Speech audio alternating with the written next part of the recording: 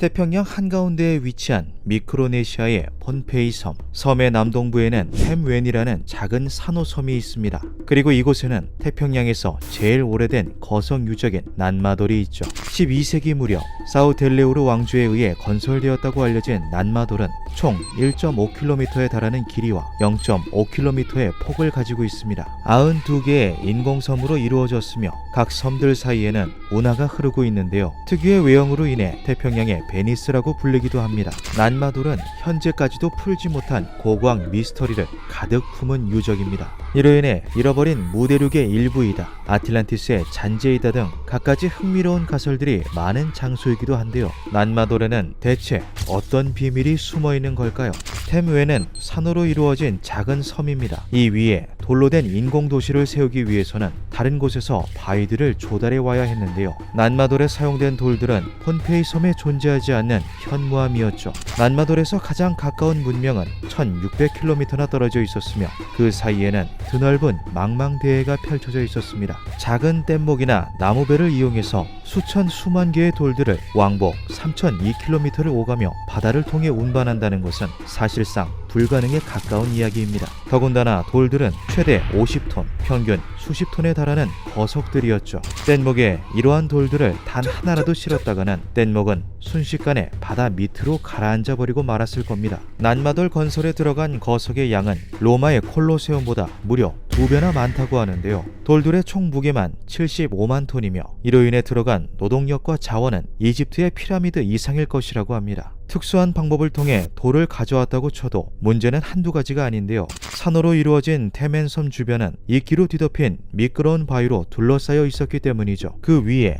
통나무를 깔아놓고 돌을 굴렸다고 한들 통나무가 수십 톤에 달하는 거석의 무게를 견딜 리 만무했습니다. 난마돌의 거석들은 정확한 위치에 굉장히 규칙적으로 쌓아 올려져 있습니다. 대형 버스 5대 무게와 맞먹는 거석을 어떻게 들어올려 그 위에 가지런히 쌓을 수 있었던 걸까요? 폰페이 섬에 전해 내려오는 전설 중 이에 대한 흥미로운 이야기가 하나 있는데요. 폰페이 섬에는 하늘을 나는 마법사에 대한 전설이 유독 많다고 합니다. 먼 옛날 올로소파와 올리시파라는 마법사 형제가 돌을 공중부양시켜 난마돌을 지었다는 것은 지역 사람은 다 아는 유명한 민담이라고 하죠. 이러한 전설 때문인지 현지의 주민들은 해가 진 후에는 난마돌로 들어가지 않는다고 합니다. 마법사의 저주가 서려 있다고 믿기 때문에 낮에도 악령을 쫓는 의식을 반드시 치른 뒤 난마돌 안으로 들어간다고 하죠. 현재 난마돌은 울창한 맹그로브 숲에 둘러싸여 있어서 온전한 형태를 확인하기 어렵습니다. 이로 인해 도시가 가진 전체적인 규모를 파악하기 불가능했는데요.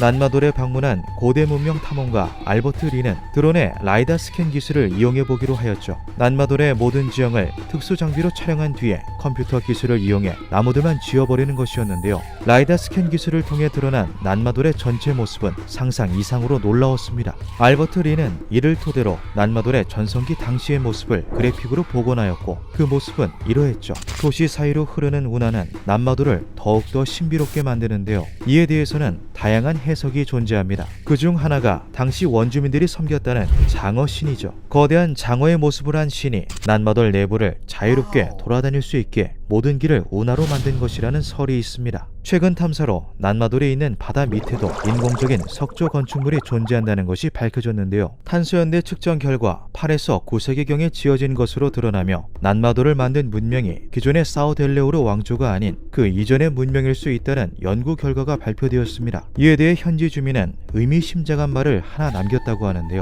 사우델레오르 왕조 이전 폰페이에는 신들이 살았다. 놀라운 것은 이러한 신이 종교적인 의미나 가상의 것을 대상화하는 것이 아닌 실존했던 거대한 사람을 일컫는 말이라는 것이죠. 이에 관한 놀라운 기록들이 실제로 존재하는데요. 2차 세계대전 이전 일본이 폰페이 섬을 지배했던 당시 일본인들은 난마돌 유적에서 여러가지 유물들을 발굴해내었습니다. 그들은 바다 밑으로 잠수하여 유물들을 탐색하기도 했다고 하는데요. 인간의 것으로 보이는 거대한 다리뼈를 보았다. 또한 거인의 유해로 보이는 곳 바로 근처에서 백금으로 된 거대한 관을 발견하기도 했다고 하죠. 실제로 일본이 기록한 폰페이 유물의 수출품 목록에는 백금으로 이루어진 유물들이 포함되어 있었습니다. 이상한 것은 폰페이 섬과 테멘 섬에 존재하는 암석에는 백금의 흔적이 전혀 없다는 것이죠. 이 백금관은 발견되었다는 기록만 존재할 뿐 현재 그 소재가 파악되지 않고 있는데요. 거대한 뼈에 관련된 기록은 이것뿐만이 아닙니다.